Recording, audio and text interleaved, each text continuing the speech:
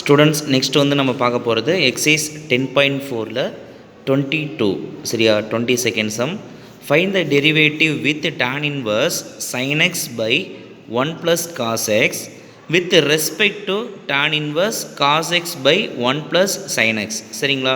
அப்போ with respect to அப்படின்னு சொன்னாவே நம்ம என்ன ஒர்க் அவுட் பண்ணுவோம், எப்படி ஒன்றை வந்து யூன்னு வச்சுக்குவோம், இன்னொன்று வின்னு வச்சுக்குவோம், அதுக்கப்புறம் du by dv வந்து ஃபைண்ட் அவுட் பண்ணுவோம் சரிங்களா. அப்போ du by dv அப்படின்னா என்ன formula, du by dx divided by dv by dx. So இந்த ஃபார்முலா தான் நம்ம யூஸ் பண்ணணும். அப்போ ஃபஸ்ட்டு வந்து யூவாக எடுத்துருக்கிறத டிஃப்ரென்ஷியேட் பண்ணணும், வியாக எடுத்து டிஃப்ரென்ஷியேட் பண்ணிவிட்டு ரெண்டோட ஆன்சரும் வந்து இங்கே சப்ஸ்டியூட் பண்ணோம்னா அதுதான் நம்மளுடைய டெரிவேட்டிவ் ஃபார்ம் ஓகேங்களா. அப்போ let u equal to tan inverse என்ன கொடுத்துருக்காங்க sin x divided by 1 plus cos x சரிங்களா. ஓகே, இப்போ இந்த மாதிரி வந்து tan இன்வர்ஸ் வந்துட்டு உள்ள ப்ராக்கெட் வந்தாவே நம்ம என்ன டிஸ்கஸ் பண்ணியிருக்கோம், உள்ளேயும் வந்து tan மாடல் வந்ததுன்னா டேனும் tan இன்வர்ஸும் என்ன ஆகிடும், tan பவர் 0 1ன்னு மாறிடும் ஓகேவா. அப்போ இதை டேனாக மாற்றுறதுக்கு என்ன பண்ணலாம் அப்படின்னா ட்ரிக்னாமெட்ரி ஃபார்முலா தான் இந்த இடத்துல நம்ம யூஸ் பண்ண போகிறோம். அப்போ sin x அப்படின்னா என்ன வரும் அப்படின்னா 2 sin x by 2 cos x by 2 சரிங்களா. 2 sin x by 2 into cos x by 2.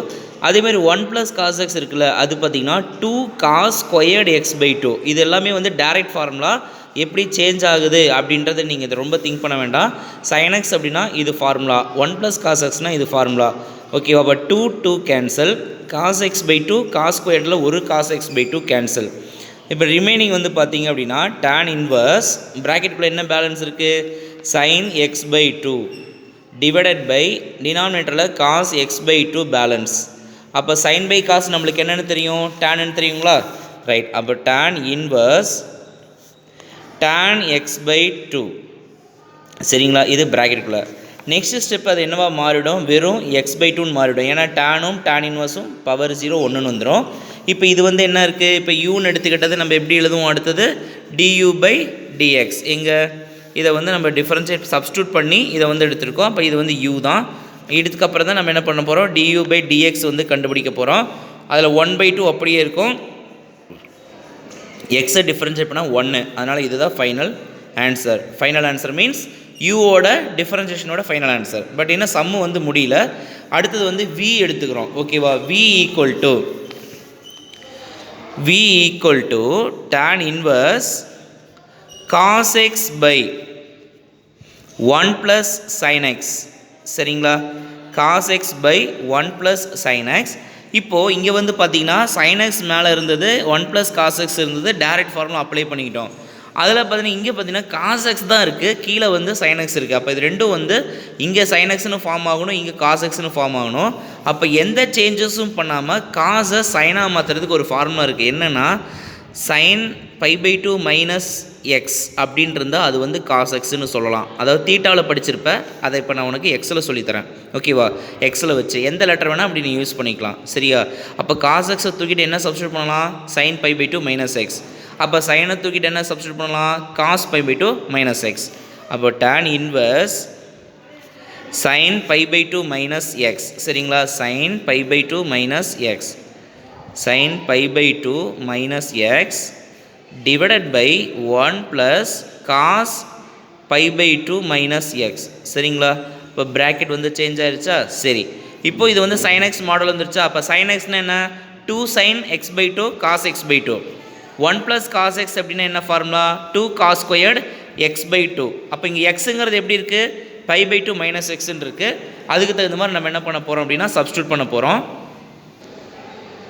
Okay, next வந்து v equal to tan inverse சரிங்களா.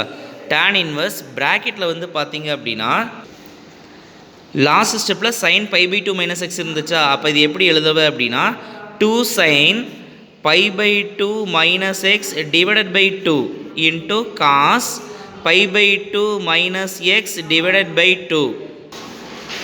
ஸோ இப்போ divided by 2 sin π/2 minus x by 2 cos π/2 minus x by 2. கீழே என்ன இருந்ததுன்னா 1 plus cos π/2 minus x இருந்ததுங்களா, right. அப்போ என்ன ஆகும், 2 cos ஸ்கொயர்டு π/2 minus x சரிங்களா. Okay, divided by 2. அப்போ ஒரு காஸ் இன்னொரு காஸ் கேன்சல் ஆகுது, 2 கேன்சல் ஆகுது. இப்போ பேலன்ஸ் பார்த்தீங்கன்னா ரிமைனிங் tan இன்வர்ஸ் ப்ராக்கெட்டுக்குள்ளே sin π/2 minus x/2 whole divided by cos π/2 minus x divided by 2.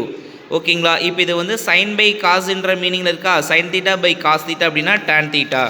அப்போது tan இன்வர்ஸ் ஆஃப் ப்ராக்கெட்டுக்குள்ளே வந்து பார்த்திங்கன்னா tan π/2 மைனஸ் எக்ஸ், ஓகேங்களா, டிவைடட் பை 2.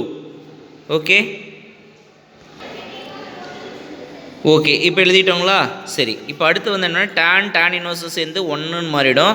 இப்போ பேலன்ஸ் வந்து பார்த்திங்கன்னா π/2 மைனஸ் எக்ஸ் டிவைடட் பை 2. அதில் 1/2 வந்து தனியாக வச்சுக்கிட்டிங்கன்னா π/2 மைனஸ் எக்ஸ் இஸ் பேலன்ஸ். அப்போ வந்து பார்த்திங்கன்னா இது v.